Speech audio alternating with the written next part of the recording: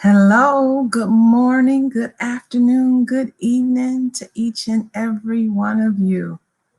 This is Antoinette Marie Williams of Antoinette Marie Speaks, and I wanted to just say to you on today, how are you? How are you doing today? How did everything in your midweek inspiration leading up to this, because that's what this is. So I want to know, how did everything go for you today? Did you wake up in the morning and not touch your cell phone? Did you wake up in the morning and just say thank you for a great and fantastic another day? I hope that's what you did on today.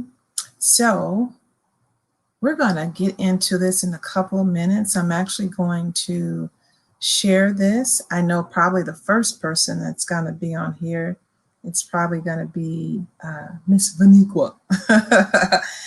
She is definitely beautiful and doing a lot of great things. Hey, Lizzie, how are you? I hope that you're doing fantastic. Thank you for joining me on today.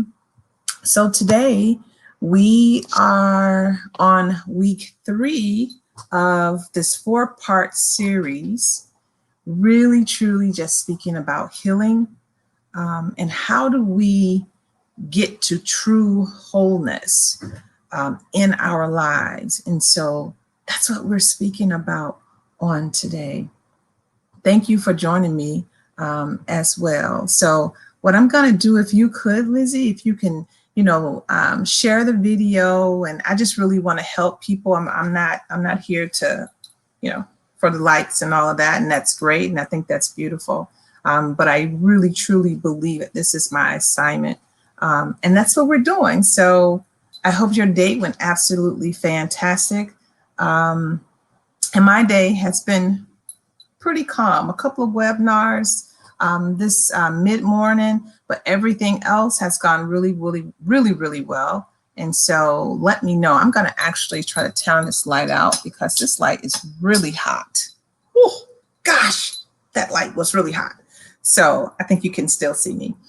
So today, one of the things that I really wanted to focus on, that we're going to focus on today, is is having this conversation about healing and personal growth. But before we do that, I'm going to give you just a little bit of time to grab everything that you need, including your pen, your pad of paper. And as you know, I'll be right back. Hello, beloved. This is Antoinette Marie. I believe that every one of us is born with a purpose. No matter who you are, what you do, or how far you think you have to go, you have been tapped by a force greater than yourself to step into your God-given calling. And I also believe that each one of us has an essential role in the whole of humanity. You see, the purpose of me creating Antoinette Marie Speaks is to offer the wisdom of experience from visionaries, artists, teachers, and trailblazers who have walked this road before you and who have shared their inspiration and lessons with me. So let's go. Let's take this journey together and let's discover the purpose for your life on this earth. This is Antoinette Marie Williams.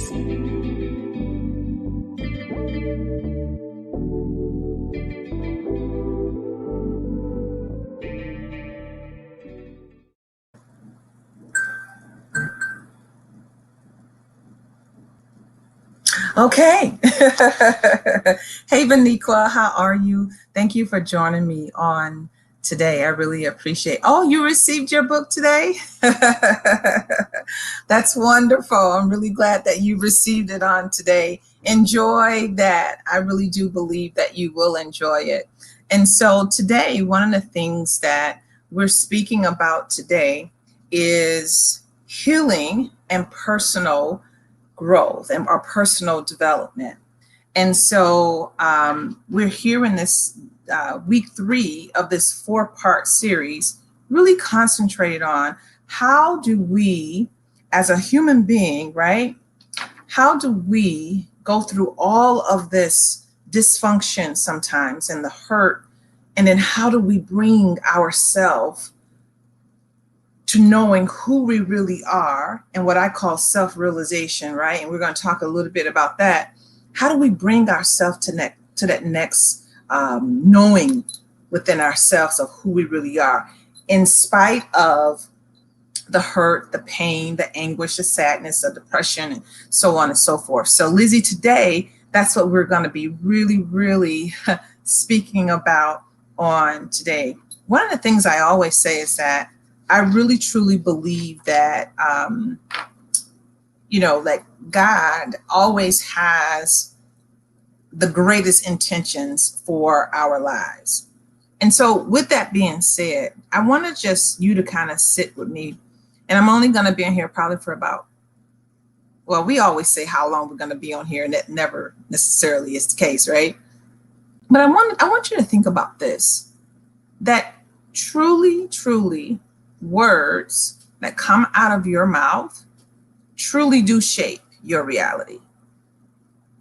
And a lot of times when people hear that, Vaniqua, they're like, wow, I just say positive things and, everything is going to be okay. Well, no, that's not necessarily true. So I can speak as many positive words as I absolutely can, as far as my vocabulary will expand. But when you can speak those words, you still also have a responsibility what to do with those words. So let me give you an example. So I can speak, I have glitter, I can see it. Comes from my dress, y'all. So I can speak for days that I'm going to get a new car, I'm going to get a new car, going to get a new car, going to get a new car. We can make it into a song. I'm going to get a new car, I'm going to get a new car. That doesn't necessarily mean that you don't have to do any work to get the car. And I think for so many of us, we have been kind of trained and taught that if you just speak that thing, that everything that's all you have to do. I'll say it that way. That we've been kind of trained and taught that if we just speak it, that it's going to happen. I would say, and particularly depending on what you're speaking on, it's just not going to happen in that particular way. So let me use that example of the car. I'm going to get a car, I'm going to get a car, I'm going to get a car.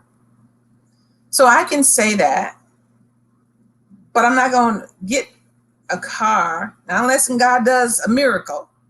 If I don't have any significant credit, right? I need to have some type of income, right? So that's that process, in which today that's part of what we're going to be really speaking about. And so I really wanted to take this time to really kind of give us clarity on what that looks like. Yes, I know that sometimes we hear people say, well, just name it and claim it and it's just going to happen. Well, can you think of some things that you've named and claimed and you still don't have? Right. And so that's that part that we're going to talk about on today. And with that, my premise is stating that words shape your reality. So if you are waking up, right? If you're waking up every day and you're saying, I'm so tired every day, you're saying, oh, I never get enough sleep. Oh, I'm always sick. Oh, nothing ever happens my way. Then yeah, you are speaking out your reality. There's so many parables, so many teachings that people will tell you the exact same thing. Whatsoever a man speaketh, that's who he is, which means that that's who he or she actually does become. And I said this on last week. I said, for years I spoke, I'm a multimillionaire. I will help and lend to the poor. I've spoken that over 25 years. Now, it would be great for me to sit here and say, I spoke those words and I did absolutely nothing. And then all of a sudden it miraculously happened. Well, that's not how it happened, right? That's not real. Okay. What happens is that even when I spoke those words, I did work. I made sure I invested. I made sure that I even started trading, right? So there are things that I had to do. And what God a lot of times does, he says, listen, I see your effort. What did you do what I already gave you? That's what he said to the people with the 10 talents. What I gave you something, and what did you do with it? What did you have in your hand? And did you realize that what was in your hand was a resource or was of great substance? What did you do with that? Right? And so that's how I believe we talk about manifestation. That's how I believe manifestation really, really, truly works. It's not like something just pops out of the sky, or, you know, you hear people a lot of times. I've heard things where people say, wow, you know, I drank this water, and all of a sudden in 3 days, you know, I had $10,000 in my checking account. All I'm saying to you, beloved, is that has never happened to me. And I am an individual that I really have, I'm pretty in tune with the great I am, but that has never happened to me. I'm not saying it has never happened to you. So let's do a couple things, because today what I'm going to do is, my goal is to give you 5 different stages when it comes to healing and personal growth. That's my goal today, is to help you with those particular stages. I can get my thing right here, is to help you with those particular stages of how do I go from stage 1 and recognize stage 1, and then being able to go to stage 5, right? So here goes. Number 1, what I want you to really, really know and to really consider, let me grab my notes here. Go back here. It's a lot, y'all. And I know many times people definitely want a scripture. God can do some great things as he always does. And so I want to say to you that this all is about who you are and your relationship with God. Psalms 147:3. You can utilize that scripture as well. But let me see if I can find my notes here. Oh boy. You ever had that situation? You ever had a situation where all of your notes are gone? All of my notes right now are totally gone. But the great thing about knowing your own content, the great thing about that is that it doesn't matter if your notes are gone. If it's in you, then it's in you, right? And so I'm going to go just off the top, and I got a couple of other notes on my other phone, but let's just get into this. So stage 1. So in order for you to totally heal, and in order for you to have progression in your own personal development, number 1, you must be able to recognize the wound. Sometimes you'll hear people say, well, you know, or they'll call it an it, like, what is it? What's going on? What happened? Right? So you have to be able to recognize that. And in stage 1, you also have to be able to recognize that you need help. So when I do personal strategizing and life coaching, that's stage 1 of what I always say to clients. Listen, the number 1 thing is that you have to have awareness, right? It's very difficult to fix. People call it fixing. It's very difficult to fix something or to mend something, right? When you don't even know what the it is.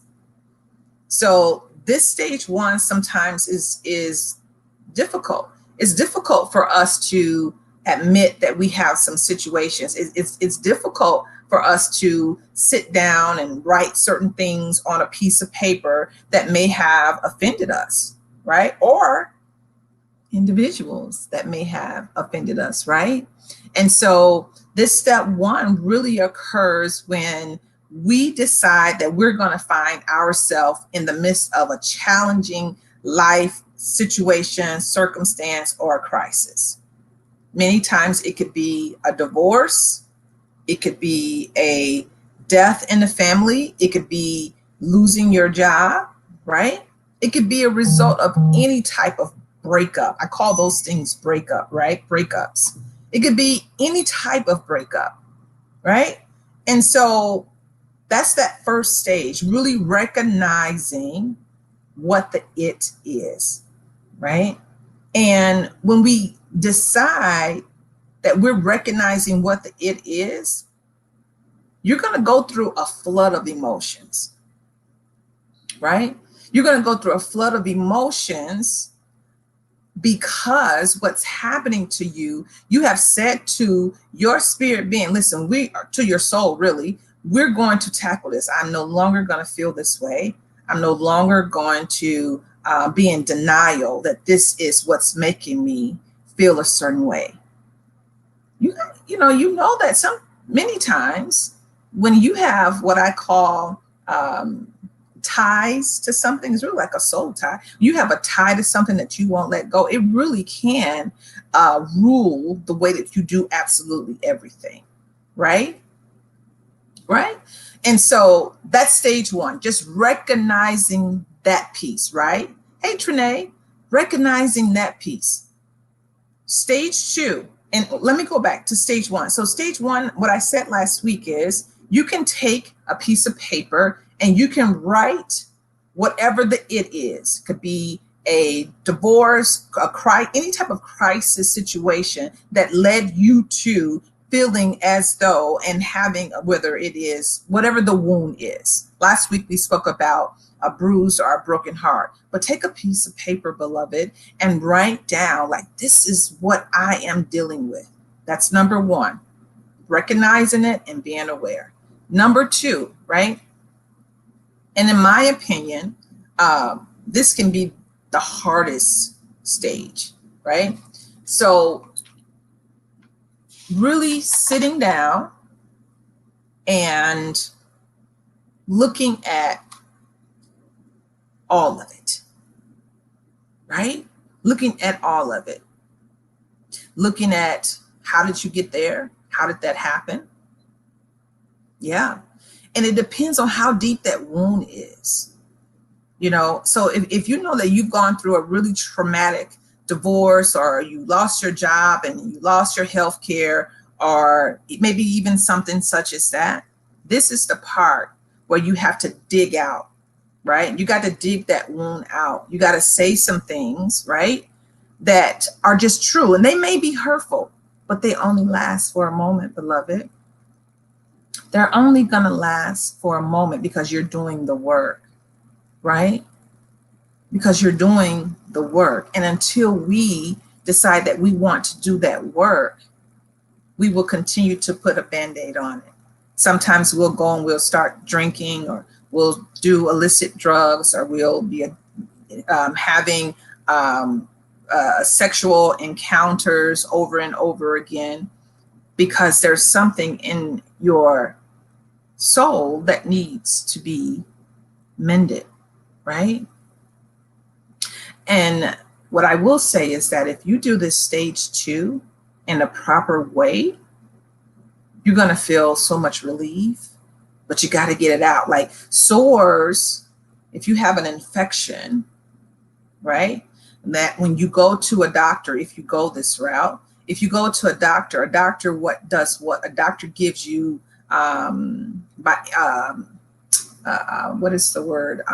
gives you something to make sure to try to take that infection out, antibiotics. So you have to do this soul work the exact same way. You can't keep putting a Band-Aid on it, right? And when you decide that you're going to do this heart work, HEART, right? You're going to get such a sense of relief. Yeah, you're going to get a real sense of relief. You're going to be looking at yourself and you're going to feel lighter, right? You're going to be able to move on in your life.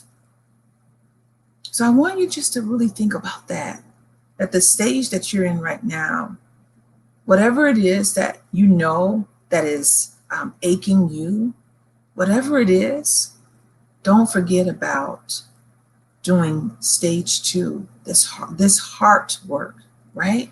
Because you want to get to that next side, that next journey in your life. right? And listen, I know that there are some wounds that are very, very deep. There's some certain wounds that are very, very deep, right? But you can still do that work and you can still heal from those wounds, right? Even if it's some type of traumatic experience, you can still heal from that. You can still heal from that, right? And I think that this second stage is probably the most critical stage. And it is probably the most difficult stage, because whenever you have a sore, and I remember my grandmother would say, oh, you know what, just go ahead and put some alcohol. I think my grandmother felt like alcohol would kill everything. She might have been on to something a little bit there, right? But when you put that alcohol on it, it burns, it hurts. And the deeper the wound, the more it hurts.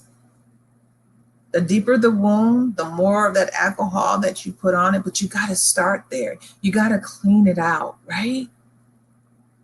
You got to clean it out. And so when you're cleaning out things, sometimes you got to bring things to the surface. Come on, God. You got to bring things to the surface. And when you bring those things to the surface, I'm not going to sit here and tell you that, oh, it's just going to feel nice and you're going to feel great. You know, even if you decide to go to counseling or individual therapist, it's not going to always feel good. But they're doing what they are supposed to do to help you get out, to help you clean. We call it purging, to help you get to that, what I call, again, that self-realization, right? Which is actually stage 5. And a lot of times, we don't want to talk about it. We don't want to have this emotional conversations with individuals or, professionals. We're like, no, we got it. I got it. I'm just going to pray about it. Prayer is absolutely exceptional, beloved. There are going to be times where you're going to want to have a conversation with another human being that's on this earth. That's what God... A lot of times we don't, I think sometimes we think that, oh, just give it to God and that's going to be it. God says, give it to me. You can pray and give it to me. And then I'm going to tell you, go get some therapy. That's a lot of times. And when you go and you sit down and you get, a therapist, interview that person first. If you don't,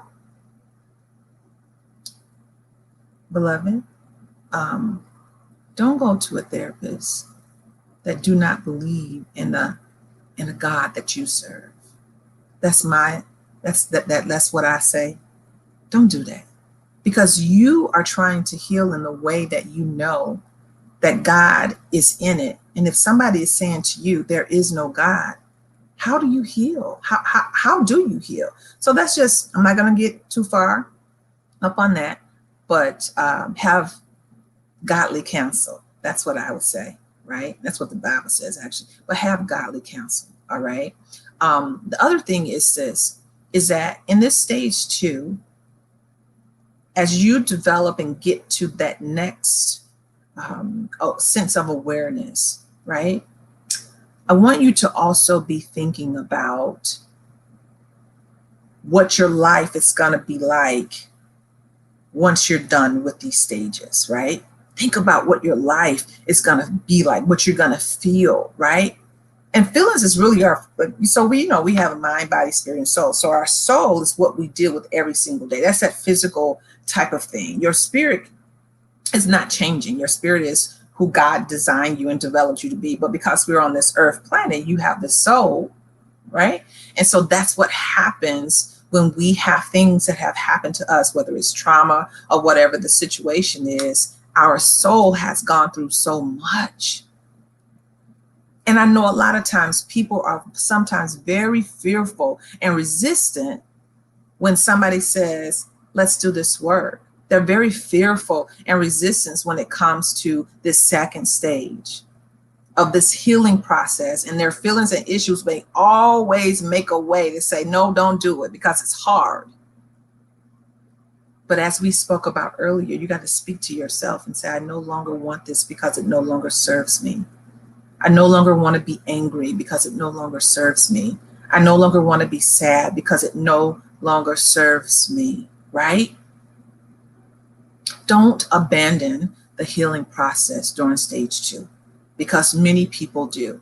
Many people will abandon the process in stage 2, and they will come to a point and they're just like, no, I don't want to do it. This is too hard. Well, you know what? It's going to be difficult, right?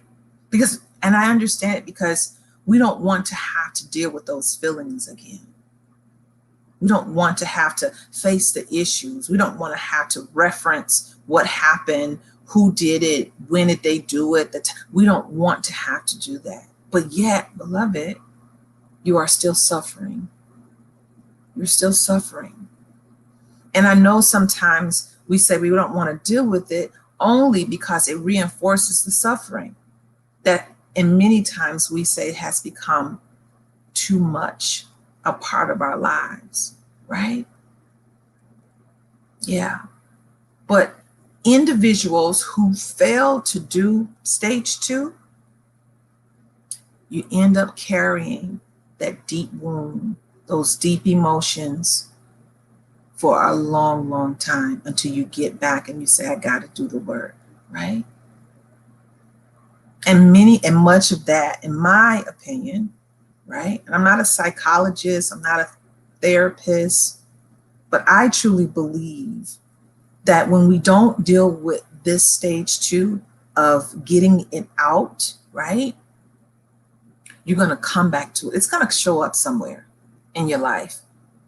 It may show up in anger. It may show up in sadness. It may show up in depression. It's going to show up because it's a deep emotional wound, right? I understand. But what it also will do, beloved, is that it has the capability, because you're holding on to something that no longer serves you, that suffering held up within your body and your mind, right? Many times it has a way of spilling over into other areas in your personal life. And I truly want to say this, because I know this from experience, it will have a negative impact upon your family, upon your friends, upon your children, upon your co-workers, and other situations in your life. I gave this example that one day I was working, and I think I said this on Bridging the Nations, where I had a young lady that was a part of my team, and she, for whatever reason, she did not like me. I had no idea. I had never met this woman. She just didn't care for me. And every single time I would come in, like we had team meetings on Mondays, and I would come in and she would have a face like, I hate Miss Antoinette Marie, honestly. And I never could understand why this woman did not like me. And it wasn't about that I needed for her to like me. Like, I was her supervisor's supervisor. And I didn't have a lot of contact with her at all. But when she saw me, when I came in and had to do like a director's report, she would roll her eyes at me, and I'm sitting there like, what in the world did I do something? And this is what happened. One day, she had a meltdown at work. Her supervisor called me and said, back then my name was Miss Antoinette. So she came and she said, Miss Antoinette, I really need to have a conversation with you. And she's having a breakdown. And so we ended up engaging in a conversation. And this is what she said to me. If you guys don't get anything out of what I'm saying today, please, please, please listen to this part. She said to me, I said, what's wrong? Right? And she said, I don't like you. And for me to kind of like hear that, I was hurt, because I'm thinking in my mind, like, wow, that was pretty bold. That was pretty okay. And I said, tell me how I can help you. Tell me, what did I do? Because I really, truly wanted to know, right? And she began to tell me this story of that when I would walk past her, not even intentionally, but when I would walk past her, she would smell my perfume. And it reminded her of a traumatic experience that she had in her life. Yes. And so sometimes in life, it doesn't have anything to do with you. It has a lot to do with sense. I'm really big on sensory, and because people have memory recall, and sometimes they don't even know. They don't even know sometimes things are happening in their life. And you can, and maybe you've had that where somebody has walked past you and you're like, what is that? I remember something about that. Like there's either a connection or there's a huge disconnect that may have caused some type of trauma. And so to make a really, really long story short, she told me she actually was from Vietnam, and her parents had actually abandoned her in Vietnam. And she actually became wrapped up in human trafficking. This was years ago, y'all. This was like a long time ago. I know we think some things are new, but it really isn't, right? And she said that one of the smells that one of the women had on reminded her. So my perfume, which actually was an oil, reminded her of the woman that was forcing her to be in a situation. And so this young lady began just to cry and cry, cry. And so because God, you never know why sometimes you have to go through certain things. And because God had equipped me with having experience in counseling, I literally said to her, I said, I am sorry that you went through that. It was such an abundance of a situation, of a time, of a healing process where though I had not harmed her, but there was something that triggered her, which was my perfume. And I know a lot of times people will say, well, that ain't had nothing to do with me. I'm not getting ready to apologize. What did you apologize for, Miss Antoinette Marie? What did you apologize for? I apologize not on behalf of the person that really did her harm. I was apologizing to her soul and to her saying, listen, you are fantastic. You are great. You've come through such a hard and traumatic situation. Sometimes we have to be willing to do that work. And everybody is not called to do that work, right? But at the end of that moment, that meeting, I'm sitting there holding this adult woman as she is crying. And I'm rubbing her hair. She's sweating. And I said, I just want to let you know that you are a great woman. See, sometimes we are afraid to do that type of work because it takes us out of who we think that we are. Sometimes God has called you to be more than what you even know God has called you to be for someone else. Sometimes those are moments in your journey. So at that particular moment, because of what had happened between her mom, her dad, I had to become that mother figure for her in that moment to let her know you are more than enough. You didn't ask for that. Nobody wanted you to be in that situation. Listen, everybody's journey is not the same. What I can tell you is that has been a part of my journey. That has been a part of my journey to fill in that gap for individuals, right? So some of you know I'm a trained doula, and it's amazing that so many times in my life that I have been doulas, not just for helping women and families, birth out, real babies, but just some of you are doulas literally spiritually, and you don't want to be. Now, I can sense how God is doing this because I'm supposed to be talking about my agenda was to be speaking about healing and personal development. And this is a part of it. And so there are going to be times in your life and in this journey where you're going to not truly, totally understand, like, why is God using me in this particular area? Don't abandon it. Please don't abandon it, right? And so to end up that story, so this woman, she was one of the best employees that I actually had. She was dynamic with other individuals. She was dynamic. Did she make some mistakes? Absolutely. But in this stage 2, right? Don't abandon the stage 2. Don't abandon the stage 2. I know it's going to be easy just to revert back and just say, oh, I'm good, I'm fine, nothing ever, don't do it, because you're almost on the other side of that traumatic experience. You're almost on the other side to make sure that you're getting the healing that you actually need, right? And so I also would tell individuals, like, just think about when you're going through that process, right? To acknowledge what's happening to you. Ask yourself, like, why am I feeling, this particular way? Like, why am I responding this way? Some of us are upset with our mothers and dads, and then we take it out on our children. We got to do this heart work, y'all, right?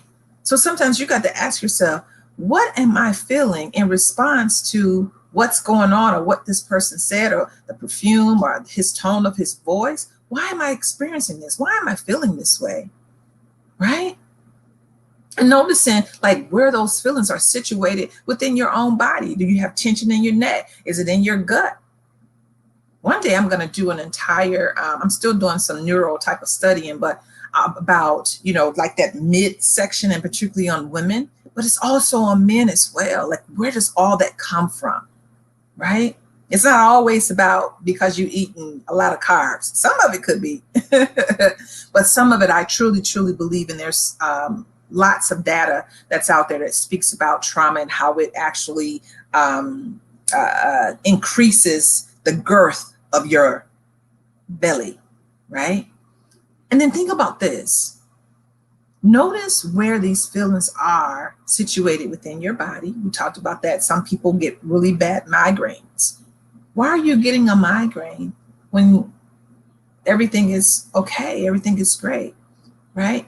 And then I want you to do this. I just want you to inhale through your nose, exhale through your mouth. Just try that 3 times. Sometimes I say 5, but try that 3 times, right? So that you can center your own personal awareness of what's going on. Because when you're in stage 2, let me tell you something.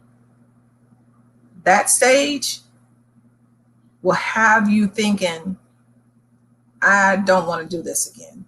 But I want to say to you, push forth in that, right? Because you're building foundational work. So stage 3, when you're in stage 3, you're really looking at, like, what is all this for? You're literally 65% already there. What am I going through this for? Why am I sitting down and reflecting and writing things down and people down that have hurt, harm, or endangered me? Why am I doing that? So now you're in stage 3 and you're saying, okay, I get it now. I understand the meaning of it all. It's manageable. I'm not dead, right? And that the process, stage 2's process, was really worth it. And there are going to be still plenty of challenges when you enter into stage 3 of healing, right? You're going to be plenty of challenges, but we actually begin to really derive some sense of purpose and meaning when we go through this stage.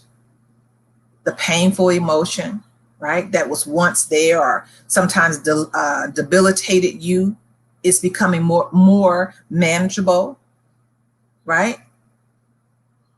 And it's becoming more manageable because you have decided to do the work, right? So I truly believe, like, sometimes it was once transformed, they become fuel for your growth. Once you transformed and have been aware of what has happened, then what happens is that that person, that thing, that situation becomes a part of helping you manage not just who you are, but your situations in life. because you have been successful in managing those things in your life, right? I think I said last week that you have 100% success rate in life because you're here, you're still here. You're still here, beloved. And so every single time that you hear, you think about like, and you're going to get these whispers. Like, why are you doing this? Why are you going through this? But you're going to, in stage 3, you're going to be like, okay, I understand. You're going to be able, and I speak this over you, that you're going to be able to start to enjoy the process of working with your emotions because of the healing and growth that it takes place, that actually does take place when you do it. You're going to be ready. I remember after a traumatic experience that I had, and I went to therapy, and I tell you, at stage 3, I was coming from work, and I made sure I had my binder, I had my pen and piece of paper, because I was looking forward to having a really great, meaningful conversation with my therapist, because I was in stage 3, and I'm like, okay, I got to be able to make sense of this craziness. And I knew I couldn't do it by myself. So I was excited. I'm like, I can't wait to work to work is done, because I really want to be able to know, how do I work through and being able to make sense of all of this grotesque nonsense. That's what I called it, nonsense, right? And so whatever it is, it could be addiction, it could be you just have gone through a really traumatic experience, right? What happens in stage 3 is that you're able to recognize unhealthy patterns. You are able to recognize what brought you to this. You're able to recognize unhealthy relationships, patterns, self-sabotage, right? You're going to be able to recognize the dysfunction. That's a better word, the dysfunction, right? And then when you recognize that dysfunction, let me give you just a thought. You're not going to want to be around people that are dysfunctional. When you've gone through all of this work, you're not going to want to be around people that are dysfunctional, right? You're going to find yourself making healthier relationship choices. It may even be food. You're going to find yourself making better food choices and doing more of self-care, right? For yourself, right? I really, truly believe that you're going to start to become more attracted to things that are healthier in your life, because you're going to start to invite that in, because you've seen the other side. Right? You've seen the other side. So now you're going to be more attracted to healthier lifestyle, so that is the lifestyle that you actually have. You are attract really who you are. Yeah. And then sometimes you're going to be in a situation where you're going to be like, when I'm done with this, I'm never going back to that. When I finish doing this work, I'm never going to make that mistake again. Sometimes we do, right? Sometimes we do, because we have to still understand that our bodies and our minds are in many ways like hard drives of a computer. We hold so many different layers of feelings and emotions and memories. Your mind and experience likes to revert. So this training in your life, you're going to have that training, and you're going to have to do this stage 3 work. Wow, I've been on here for almost 50 minutes. Oh my goodness.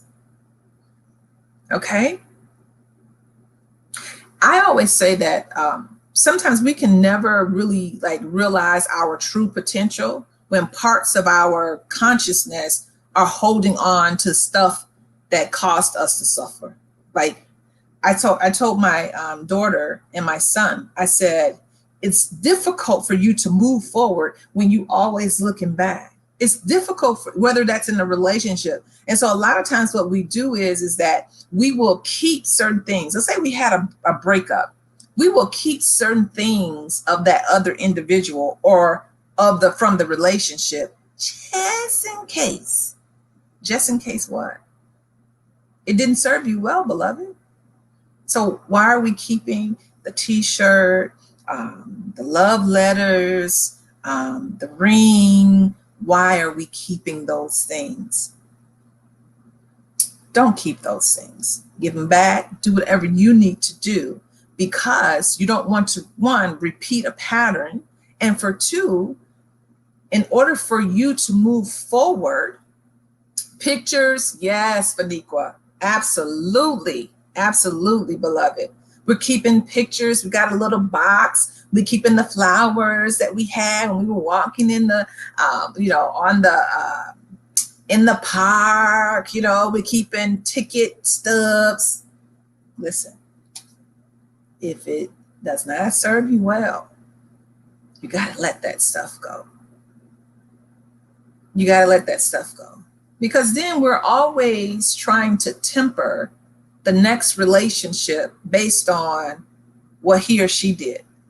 Like, we're like, well, you don't take me out for walks. Oh, okay. Well, because Jesse used to take me for a walk. I am not Jesse. Marilyn used to do this. She used to cook me turkey. Who? I'm not Marilyn. So just remember that we're in stage 3. Just remember that, right? We have to be able to realize our true potential, right? We have to. And you got to tell your conscience, you got to tell yourself, listen, we're not going to go through that again. Release it and let it go, right? And when we fail to really process these feelings, they will resurface somewhere again down the road. I guarantee it. We have to do the hard work, y'all, right? And all of the issues that we decide in our life that, we fail to resolve, those will eventually play out in our lives, or they'll manifest as some form of physical or health crisis. Stress is no joke. Stress, anxiety, depression. And I really, truly say a lot of times we have anxiety because there's some sadness in depression. There's a great deal, specifically depression, there's a great deal of sadness that's there, right? That has not, we haven't dealt with, or that it has not been dealt with, right? So that's a little bit about stage 3. Now, stage 4, here's this stage 4. Stage 4 is literally you being able, right, to fulfill your life's purpose, right? I am so happy that I wrote some of my notes down up in my book. I'm so happy, honestly. So, knowing our purpose, of our life, right? I always say you got to let go of the pain before you can gain anything. How do I move forward? How do I continue to be in who you truly are, which is now in stage 4. So now I call it like, now you're stronger, right? So you're stronger. You have a support system. Can everybody just get at least 3 people that can support you? That's just my recommendation, right, Vaniqua? Just have individuals that support you. I'm not talking about, monetarily. I'm talking about emotionally, that really truly care for your well-being. All right? That's just a recommendation. So this stage 4 of healing is really, honestly, is going to be where you're going to begin to truly, if I can tell you this, right? You're going to feel like a lift. Things have been just falling off of you. Scales have fallen off of you. Bricks, they're gone. But you're going to be able to truly realize your potential and fulfillment of your life's purpose. I said to someone the other day, I said, sometimes, and Miss Antoinette Marie talks about purpose a lot. I don't want us to get so gratified on the purpose without also knowing that you're going to go through some valley stages to get to the purpose. And that's okay, right? That's okay. Because in order for you to climb a mountain, you got to be at a low point at some. You can't you're at a low point. Even if your mountain is already up here, you still have to climb, right? So the goal is that for us to continue to let go of all this dysfunction, any type of dysfunctional pattern, let it go. Because it will resurface, but you're going to have the capability, because you've done step 1, 2, and 3 already, that no longer serves you any dysfunction. Let it go. I had a situation on yesterday. It was a huge amount of dysfunction. Huge amount of dysfunction. And it took me almost to a point where I didn't ask for it, but I invited it in because I was trying to help a situation. I was trying to help a situation and individuals. And let me say this to you. When people are not receiving your help, your kindness, your expertise in a certain area, whatever that is, and they keep pushing you back, baby, let that thing go. You got to eventually, you have to let it go, because when people are ready, then they are ready. When people are ready to change, then they are ready for change. Oh, that's good. When people are ready to change, they are ready for change. Okay? So no matter what it is, if it's anything, if it's family, if it's somebody on your job, or if it's a business partner, if they are not ready to, I'll say it this way, if they're not ready to do that hard work, and you're saying, oh my goodness, we do this with our children all the time. Oh, I want so much for you. But listen, adult children, if your adult children don't want it, what are you going to do? Give them the information. Let them make the best possible decision in their timing, right? Because our children are not mini-me's. They're not clones, right? They have their own individuality, right? So as we continue to let go of all that dysfunction, right, we become more mentally and emotionally and spiritually and physically resilient. Because your body your body is stronger now, right? Greatness cannot function in dysfunction. Greatness can't. Not true greatness. It cannot function in dysfunction. It cannot, because that environment is not what serves greatness, clarity, creativity. All of that cannot sit in dysfunction, right? Absolutely. Absolutely, Beniqua. Absolutely. So in this stage 4, we're going to feel much lighter. We're going to not feel as burdened, I hope and pray you stop having these migraine headaches, right? We're not going to feel backlogged and, a huge amount of painful emotions and being stressed and breaking out. And because why? Because you've done the hard work. And deeper levels of our emotional wounds will continue to surface at times. It just will. They will surface, right? But we are much better prepared and equipped now to deal with them than we were at an earlier stage. We're just more equipped, right? And what we have to do is address these issues when they come up. And when you address these issues as they come up, you are more powerful and you are more effective in pretty much every area in your life. In every area in your life, you will become more powerful. You will become more powerful and more effective in areas in your life because you have done this work, right? Because you have done this work. And here we are, and I'm almost done. Oh, I got 5 minutes. Y'all all right? Y'all all right? I hope you're all right. Listen. Stage 5 is self-realization. I love this stage. I'm telling you, some people don't get to stage 5 until they're 50.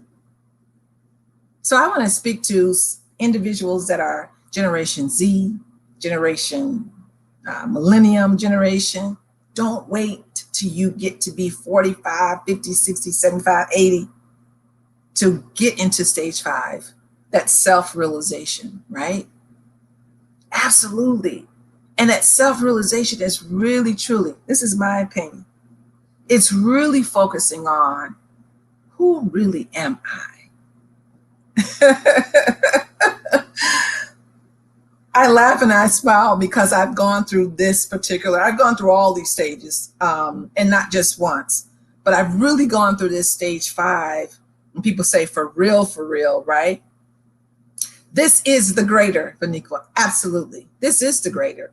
Like many people, they want to go from stage 1 to stage 5, or from stage 2 to stage 5, or from stage 1 to stage 4. And they want to not go through stage 2 and 3.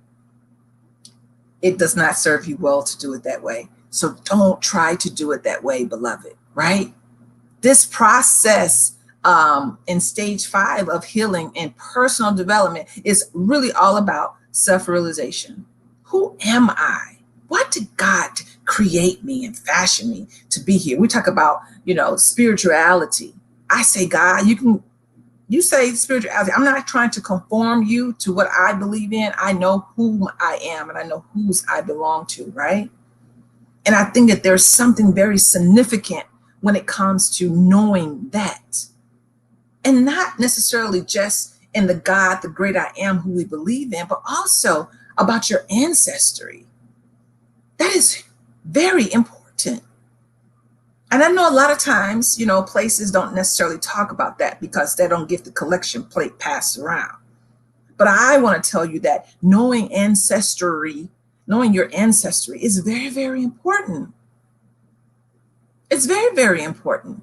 Why do you do certain things? Why do you like certain things? What is it in your pedigree? And I'm not just talking about with your mother. I'm talking about with your grandmother and your great grandmother, right?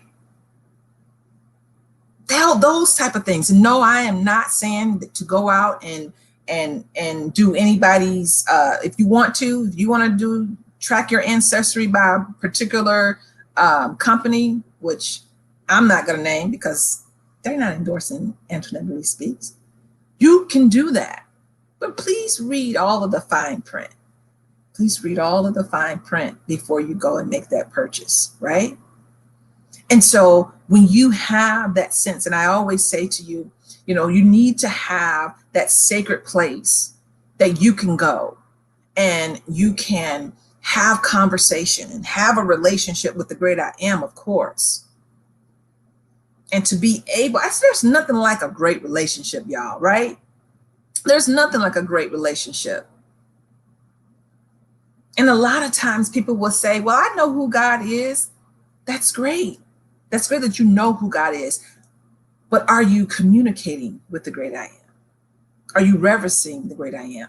And because God is God and God created you, are you reverencing yourself, your own spiritual growth, right? Your own spiritual growth is important. We can't get so wrapped up in the process of the stages that we forget about stage 5. That we just say, I don't want to go there. I don't want to think about stage 5. I'm great. I'm healthy. I'm healed now. I don't need stage 5. You're going to need stage 5. You're going to need stage 5, y'all. Because when stage 1 or some of the dysfunction happens again, and it will, beloved, and now you're having to repeat stage 1, stage 2, all of the stages, you're going to need God to help you. You are. It doesn't matter how much money you have. You're going to need stage 5. You absolutely will need it, right? You're going to need that. And so my last thing to you today is, once you've gone through those stages, stay on track. Stay on track. Don't forget about that. I think one of the things that I enjoy most about the work that I do with helping human beings and helping people to just to progress through any various stages of healing in their life, people have long just tendencies to have somebody else to do their work. Nobody can do your work for you. You have to do your work yourself, right? This is not like college or university or high school where you could pay somebody to do the work for you. Nope. You got to do that work yourself, right? And a lot of times, and unfortunately, I'm seeing how so many people are becoming more and more distracted and disconnected from their own feelings and physical bodies because they're addicted to, can you help me? Can you show me? You got to do the work yourself. It's good to have companionship. It's good to have a partnership, but my husband cannot do my hard work. Antoinette Marie had to do that hard work, right? I can't do his hard work. You can't do your daughter's hard work. You have to do that work yourself. And I'm going to always say this, is that true healing requires internal, this space, this stillness, being able to focus, being able to be disciplined, and allow yourself the time. Allow yourself the time to do the work. It's important to understand that this brain here has a limited processing capacity.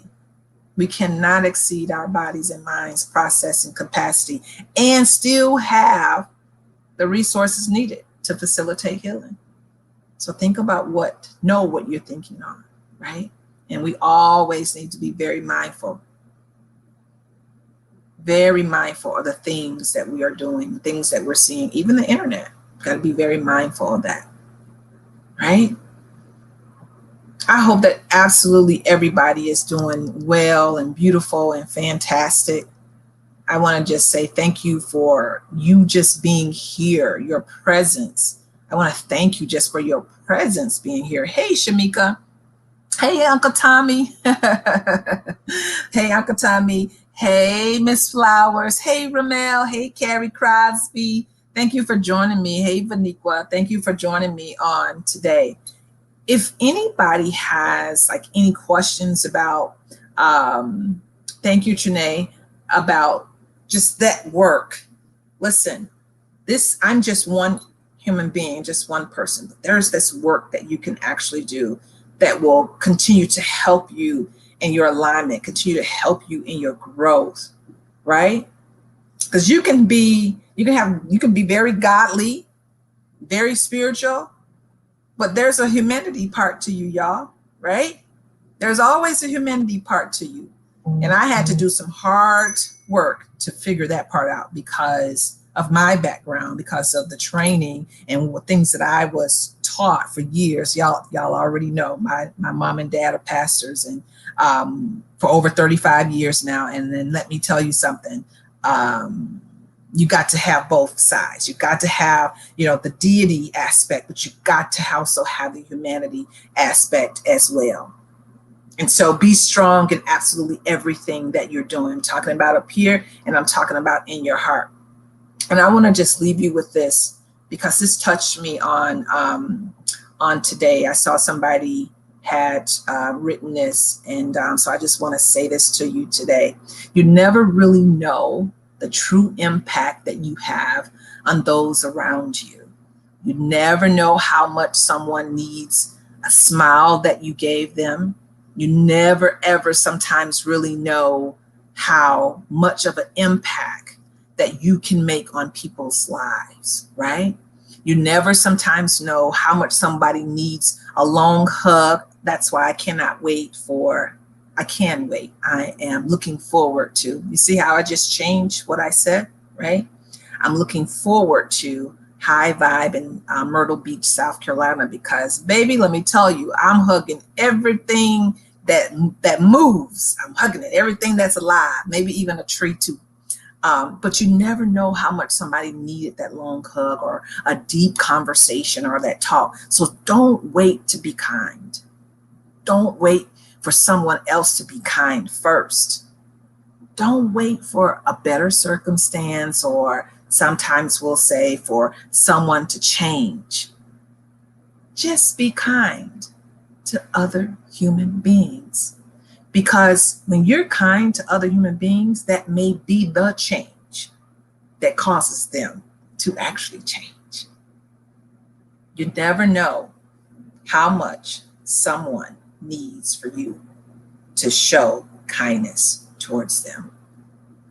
And I will tell you, sometimes we have lost that. And Michelle Hardy is, I call her, she is the kindness guru and the giving guru, people call her. So today, think about, in this Wednesday inspiration, midweek inspiration, about your 5 stages. If you need to replay it, replay it. But I also want you to know, when you are kind to other human beings, kindness will come back to you, right? All right. You guys good? I hope that you are. I hope that you're doing really, really well. I hope that you're good. And so, as always, if you have a husband or a wife, let them know that they are important to you. Give them a really, really strong hug, a kiss, and let them know that love is not just what you say. Love is not just what you say. It's also what you do. And also, if you have children, let your children know that they are important to you. And even if they do not, because they're busy, they live in, even if they don't text you back, even if they don't call you back, even if they don't send you email, even if they forget your birthday, even if they forget Mother's Day, whatever it is, you still show your children love. Show them love, because it's not about what they do. It's about what you do that gets the attention of our Most High God. That's all I got for you on today. I appreciate you. I thank you so much for being here. You are fantastic. You are great. You are wonderful. And you know why? Because God, the great I am, designed you and created you. And so, yes, you can live your best, most authentic life every single day. Do the hard work, and you will appreciate every aspect of your journey. Yes, you will.